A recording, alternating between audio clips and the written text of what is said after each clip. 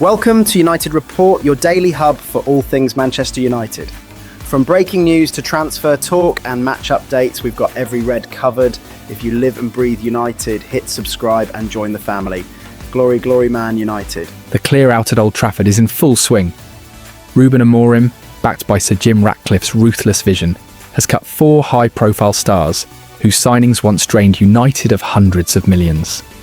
From Antony's shock exit to Sancho's latest loan, and Onana on the verge of departure this summer marks a turning point as United finally move from costly mistakes to a new era of accountability. Ruben Amorim demonstrated his ruthless streak by cutting no fewer than 4 players whose signings were questioned by Sir Jim Ratcliffe. The Manchester United boss swung the axe in a sweeping summer of change at Old Trafford, where the departures were just as pertinent to the squad as those arriving at the club. One of the major priorities for minority owner Ratcliffe since coming through the doors at Old Trafford has been cutting waste, and the British billionaire name-checked 5 first-team stars earlier this year, when referring to players who cost a combined £340 million when joining United, in addition to some exorbitant salaries. Of those 5 players, Rasmus Højlund, £72 million transfer fee, Jadon Sancho, £73 million, Antony, £81 million, Andre Onana, £43 million, and Casemiro, £70 million. Only 2 are still at the club, with Onana on the verge of joining Trabzonspor on loan, and it shows a sense of urgency from Amorim and United's backroom team to bring the squad back into balance. Speaking to BBC Sport in March of this year, Ratcliffe spoke of player he and his team inherited from their predecessors who arrived on inflated wages and fees that perhaps weren't justified. If you look at the players we are buying this summer that we didn't buy, we're buying Antony, we're buying Casemiro, we're buying Onana, we're buying Højlund, we're buying Sancho.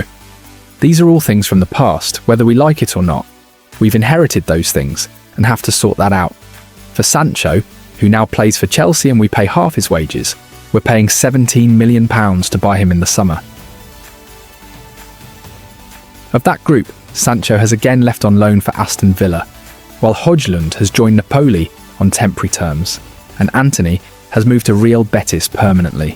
Onana is close to joining Super League outfit Trabzonspor on a season-long deal, while Casemiro looks set to see out what could be the final year of his United contract this term. The Brazil international is United's highest earner on £350,000 a week, a steep expense for a player poised to turn 34 in January. Loaning out Sancho, £250,000 a week, and Højlund, £85,000 a week, will save the Red Devils more than £1 million per month, while Marcus Rashford's loan to Barcelona has added another £300,000 or so to the weekly budget. The cost-cutting has come at a cost, however, both literal and in the sense that United's image has been hurt by certain money missteps in years gone by. The sale of Antony, for example, will remain a stain on their reputation after buying the player for more than £80 million 3 years ago, only to sell him for just £19 million this summer. The struggle to find a permanent suitor for perennial loanee Sancho is another indicator not everyone wants the assets United strained to sign in recent years. Not every major United expense in the modern era has been a failure, of course, but Ratcliffe is focused on siphoning out some of those poorer deals. Some are not good enough, and some probably are overpaid, but for us to mould the squad that we are fully responsible for and accountable for will take time. He continued when speaking to the BBC earlier this year. We've got this period of transformation where we move from the past to the future. There are some great players in the squad, as we know. The captain is a fabulous footballer. We definitely need Bruno. He's a fantastic footballer.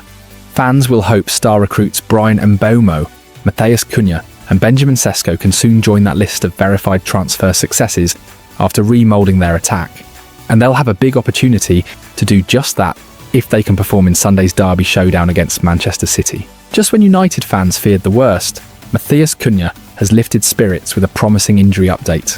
The £62.5 million striker, forced off against Burnley, is back in the gym, and his return could be crucial. Ahead of the showdown with Manchester City, Matheus Cunha has given Manchester United a timely fitness boost after sharing a positive update on his injury. Cunha was forced off during United's 3-2 win over Burnley before the international break, sparking fears he could be set for a spell on the sidelines. The £62.5 million summer signing from Wolves went down in the first half of the Premier League game, clutching his right hamstring. Both he and Mason Mount picked up injuries in the match, which took the shine off United's first league win of the season. Cunha was forced to pull out of Brazil's squad for their World Cup qualifiers in the international break. He reassured fans by saying that he'll be back soon though, and there was more good news on the Brazilian's Instagram account. Posting a photo of himself on an exercise bike in the gym, Cunha wrote, "The time is flying," alongside a clock emoji and dynamite emoji. He then shared another photo of him posing with a UFC wristband saying, "Obrigado pela moral," which translates to "thanks for the moral." Ruben Amorim will be desperate to have Cunha available for their trip to face Manchester City at the Etihad Stadium on Sunday. United have picked up where they left off last season, struggling for creativity, despite spending over £200 million on new forwards. They opened the campaign with a 1-0 defeat by Arsenal, before a 1-1 draw against Fulham, and an embarrassing defeat by Grimsby on penalties. The win over Burnley came via a late penalty, and Amorim expressed his worries post-match. It was hard to lose Cunha and Mason Mount, because Mason Mount played 30 minutes with an injury. He said, "I'm concerned about that, because they are so important for us. We will see." He added, "I don't know, how are they? I don't know, we will check them. We need those guys really bad to be really competitive." Amorim will get a clearer picture of Cunha's fitness levels in the coming days before he decides on his squad and line up for the Manchester derby. While Cunha is yet to get off the mark in a United shirt, his fellow new forward Bryan Mbeumo has now netted in back-to-back matches. The £71 million signing from Brentford scored in the defeat by Grimsby before finding the net against in the win over Burnley. Every game is hard and important. We had the game with us in the first half, but we had to fight every minute, Amorim told BBC Match of the Day. "I'm very happy, and we win as well as a striker. It is important to be confident with goals." Pep Guardiola once warned about Jadon Sancho's mentality, and years later, that warning feels louder than ever. From Borussia Dortmund brilliance to Manchester United struggles, Chelsea disappointment, and now a fresh loan at Aston Villa, Sancho's career has come full circle in search of redemption. Pep Guardiola's warning over Jadon Sancho's mentality fell on deaf ears when Manchester United finally signed the winger back in 2021. Sancho broke through the Manchester City Youth Academy in 2017 under the Spanish boss. However, the 25-year-old failed to ever make a professional appearance for the citizens, as he was shipped off to Borussia Dortmund in a deal worth around £8 million. Asked in 2019 why Sancho was sold on, rather than deployed by Guardiola, the 54-year-old said, "I don't know. He didn't want to take this challenge to fight his way into the first team, this opportunity to discover if he was able to. He decided to go there, so it's perfect, it's going well, and congratulations on what he is doing. He is doing an incredible performance. He did it incredibly well this season. What would have happened this season at City? I don't know.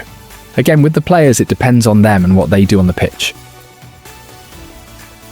While Guardiola was quick to share his delight that Sancho was seeing success in the Bundesliga, his comments regarding the winger's will to fight for his place may have sounded alarm bells among many managers. Sancho's tally of 50 goals and 64 assists in 137 outings for Die Schwarz-Gelben between 2017 and 2021 was alluring enough to see United snap him up in a £73 million move after a prolonged chase for his signature. But his tenure with the Red Devils has been far from smooth sailing in the years since. In his first 2 seasons at Old Trafford, Sancho managed just 9 Premier League goals from 55 games before he rejoined Dortmund after falling out with Erik ten Hag for his performances in training.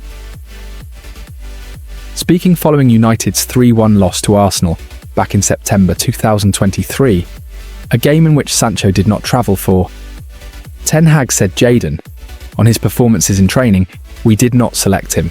You have to reach a level every day at Manchester United, and we can make choices in the front line. So for this game, he was not selected." Sancho, meanwhile, was quick to fire back at his manager's comments, claiming that he was being used as a scapegoat. He wrote on social media, "Please don't believe everything you read. I will not allow people saying things that is completely untrue. I have conducted myself in training very well this week. I believe there are other reasons for this matter which I won't go into. I've been a scapegoat for a long time, which isn't fair. All I want to do is play football with a smile on my face and contribute to the team. I respect all decisions that are made by the coaching staff. I play with fantastic players and grateful to do so, which I know every week is a challenge. I will continue to fight for this badge no matter what.